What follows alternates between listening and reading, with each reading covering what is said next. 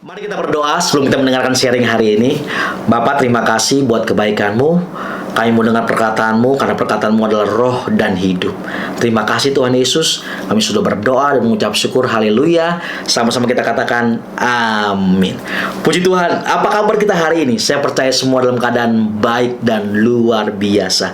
Saya mau kasih judul sharing saya hari ini, jangan jadi Tuhan atas orang lain.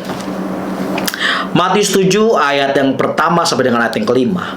Jangan kamu menghakimi supaya kamu tidak dihakimi. Jelas Tuhan katakan buat saudara dan saya, jangan kamu menghakimi.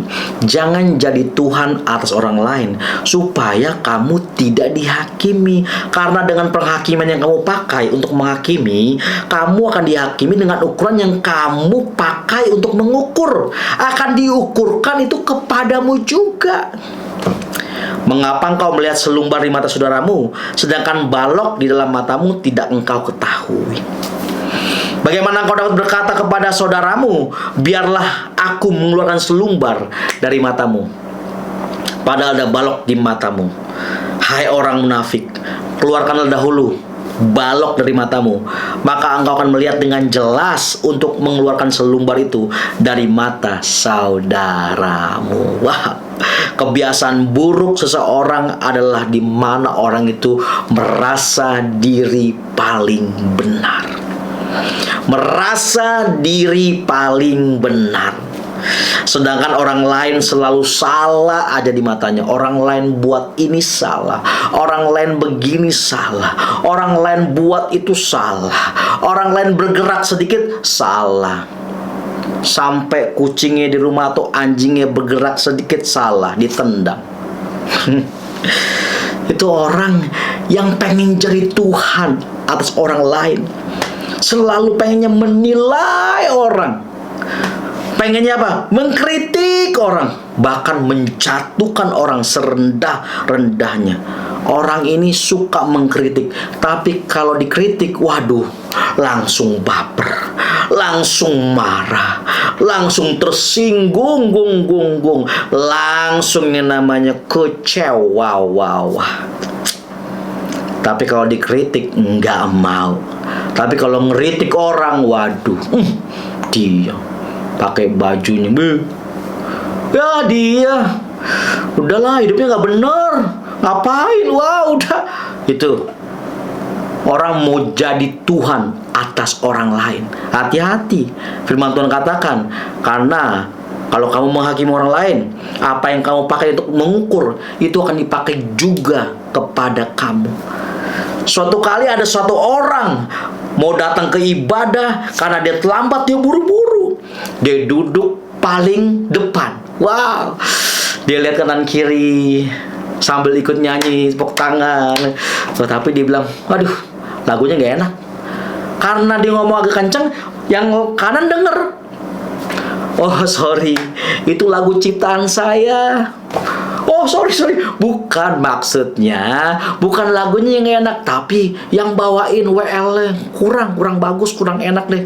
Oh iya sorry juga, karena WL-nya itu anak saya. Waduh, maaf. Hati-hati orang yang suka kritik. Hati-hati dengan orang yang suka mengkritik, suka menjadi Tuhan atas orang lain.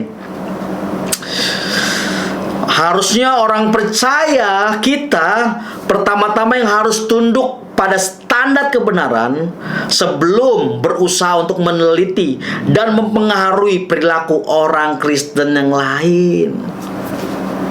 Lihat dulu diri kita. Jangan lihat selumbar di mata orang, tetapi balok di mata kita. Kita nggak lihat. Kita harusnya keluarin dulu itu balok di mata setiap kita. Dimana setiap kita maunya menghakimi orang, tunjuk orang, mengkritik orang, mau jadi Tuhan atas orang lain. Karena sesungguhnya kalau kita suka menghakimi orang, mengkritik orang, kita sama seperti siapa? Seperti orang Farisi yang hidupnya munafik. Berhentilah bersikap munafik sebagai orang percaya, supaya hidup kita tidak sama seperti ahli-ahli Taurat dan orang Farisi yang suka mendakwa orang lain dengan apa? Dengan ukurannya sendiri. Mereka suka menghakimi orang lain karena apa? Merasa diri paling benar. Gue udah ke gereja, gue pelayanan, gue khotbah, gue WL, terima tamu, gue udah pelayanan. Lu sih begini, lu gak rajin ke gereja sih. Nah makanya hidup lu gak diberkati tuh. Ya lu sih begitu sih. Ya lu dodol lah hidupnya kayak gitu. Kita tuh selalu mengkritik orang. Ingat ya, teguran dan kritik itu sangat-sangatlah berbeda. Ketika kita menegur orang dengan kasih, kita mau orang itu kembali di jalan Tuhan. Kita menegur orang dengan kasih supaya orang kembali di jalan Tuhan. Tetapi kalau kita menghakimi, kita hanya melihat dia dengan kesalahannya, kita tunjuk-tunjuk. Gimana dia mau kembali ke jalan yang benar? Justru kalau saudara dan saya menghakimi orang, malah saudara menjadi penghalang orang itu untuk apa? Kembali ke jalan yang benar. Dimana seharusnya saudara menegur dengan kasih sehingga orang itu bisa kembali ke jalan yang benar. Bukan dihakimi, bukan dituduh-tuduh, mau jadi Tuhan atas orang lain, dikritik-kritik, bahkan dijatuhkan. Gimana mereka mau kembali ke jalan Tuhan, tapi saudara sendiri yang malah menghalang-halangi mereka untuk mereka kembali ke jalannya Tuhan.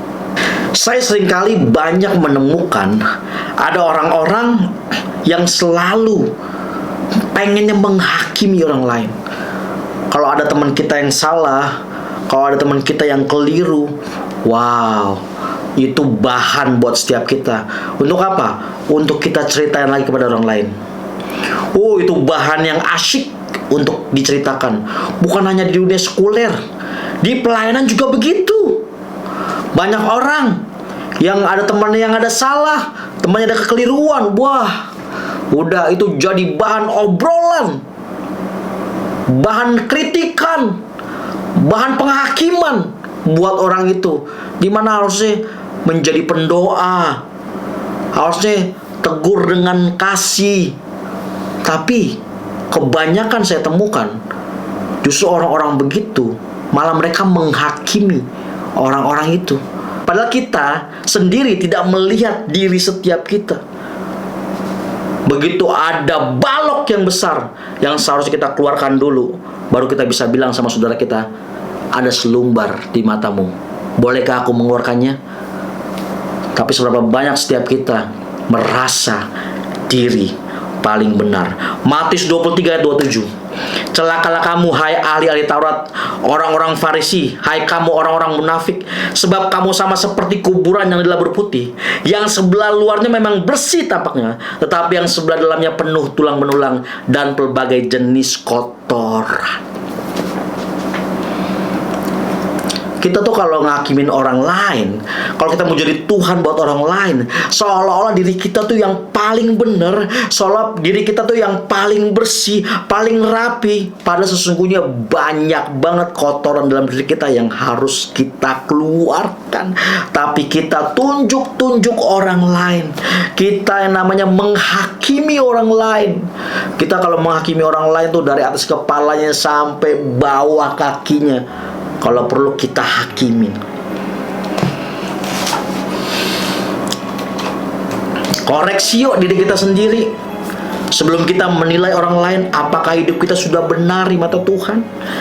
Karena menghakimi bukanlah cara terbaik untuk menilai seseorang. Karena cara terbaik adalah dengan menegur dengan kasih. Supaya apa? Supaya ia kembali di jalan yang benar. Biarlah firman Tuhan ini menolong saudara dan saya, menolong setiap kita, menguatkan setiap kita. Jangan merasa diri paling benar, jangan jadi Tuhan atas orang lain.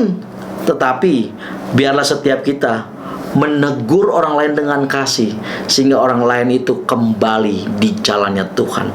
Mari kita berdoa. Tuhan, terima kasih, kami bersyukur buat kebaikan-Mu. Kasih setiamu gak pernah habis bagi kami. Cintamu, sayangmu selalu baru bagi setiap kami. Terima kasih Tuhan Yesus. Kami sudah berdoa dan mengucap syukur. Haleluya. Sama-sama kita katakan amin. God bless you.